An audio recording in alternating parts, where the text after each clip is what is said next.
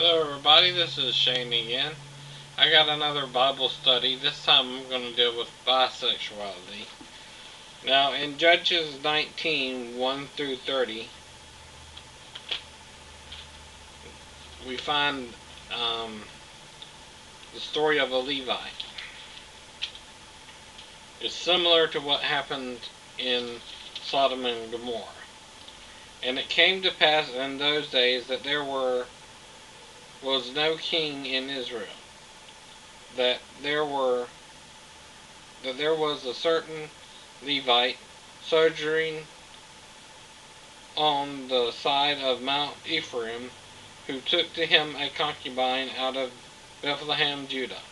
And his concubine played the whore against him, and went away from him unto her father's house to Bethlehem, Judah, and was there 4 whole months. And her husband arose, and went after her to speak friendly unto her, and to bring her again, having his servants with him, and a couple of asses. And she brought him into her father's house, and when the father of the damsel saw him, he rejoiced to meet him. And his father-in-law, the damsel's father, retained him, and he abode with him 3 days. So they did eat and drink and lodge there.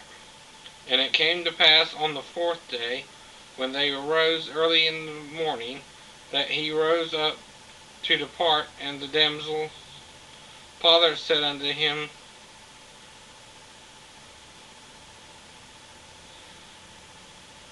Comfort your heart with a morsel of bread, and afterwards go your way.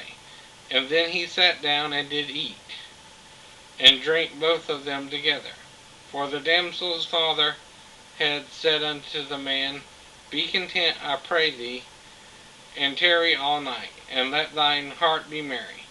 And when the man rose up to depart, his father-in-law urged him, therefore he lodged there again. And he arose early in the morning on the 5th day to depart. And the damsel's father said, Comfort thine heart, I pray thee. And they tarried there until afternoon, and they did eat both of them. And when the man rose up to depart, he and his concubine and his servants and his father-in-law, the damsel's father said unto him, Behold, now the day draweth towards evening. I pray you, tarry all night. Behold, the day groweth to an end. Lodge here, that thine heart may be merry, and tomorrow get you early on your way, that thou mayest go home. But the man would not tarry that night, but he rose up and departed, and came over against Jubas, which is Jerusalem. And there were with him 2 asses saddled, his concubine also was with him. And when they were by Jebus, the day was far spent, and the servant said unto his master, Come, I pray thee, and let us turn into this city of the Jebusites, and lodge in it. And his master said unto him, We will not turn aside hither into the city of a stranger. That is not of the children of Israel. We will pass over to Gibeah. And he said unto his servant, Come, and let us draw not near to one of these places to lodge all night in Gibeah or in Ramah. And they passed on and went their way, and the sun went down upon them when they were by Gibeah, which belonged to Benjamin. And they turned aside thither to go in and to lodge in Gibeah. And when he went in, he sat him down in a street of the city, for there was no man that took them into his house to lodge. And behold, there came an old man and his work from his work out of the field at evening, which was also of Mount Ephraim. And he sojourned in Gibeah, but the men of the place were Benjamites. And when he had lifted up his eyes, he saw a wayfaring man in the streets of the city. And the old man said, Whither goest thou, and whence comest thou? And he said unto him, We are passing from Bethlehem, Judah, towards the side of the Mount Ephraim, and from there am I.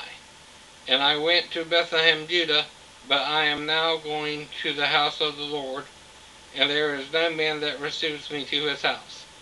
Yet there is both straw and provender for our asses, and there is bread and wine also for me, and for thine handmaid, and for thy young man which is with thy servants. There is no want of anything. And the old man said, Peace be with thee. Howsoever, let all thy wants lie upon me, only lodge not in the streets. So he brought him into his house, and gave provender unto the asses. And they washed their feet, and did eat and drink. Now as they were making their hearts merry, behold, the men of the city, certain sons of Belial, beset the house round about, and beat at the door, and spake to the master of the house, the old man, saying, Bring forth the man that came into thine house, that we may know him. This is the same thing that happened in Sodom and Gomorrah. And the man, the master of the house, went out unto them, and said unto them, Nay, my brethren, nay, I pray you, do not so wickedly, seeing that this man is come into my house. Do not this folly. Behold, here is my daughter a maiden, and his concubine. Them I will bring out now, and humble ye them, and do with them whatsoever seems good unto you. But unto this man do not so vile a thing. But the men would not hearken to him. So the man took his concubine, and brought her forth unto them, and they knew her, and abused her all the night until the morning. And when the day began to spring, they let her go. Then came the woman in the dawning of the day, and fell down at the door of the man's house, where her Lord was, till it was light. And her Lord arose up in the morning, and opened the door of the house, and went out to go his way. And behold, the woman his concubine was fallen down at the door of the house, and her hands were upon the threshold. And he said unto her, Up, and let us be going. But none answered. Then the man took her up upon an ass, and the man rose up and got him into his place. And when he was come into his house, he took a knife, and laid hold on his concubine, and divided her, together with her bones, into 12 pieces, and sent her into all the coast of Israel. And it was so that all that saw it said, There was no such deed done nor seen from the day that the children of Israel came up out of the land of Egypt unto this day.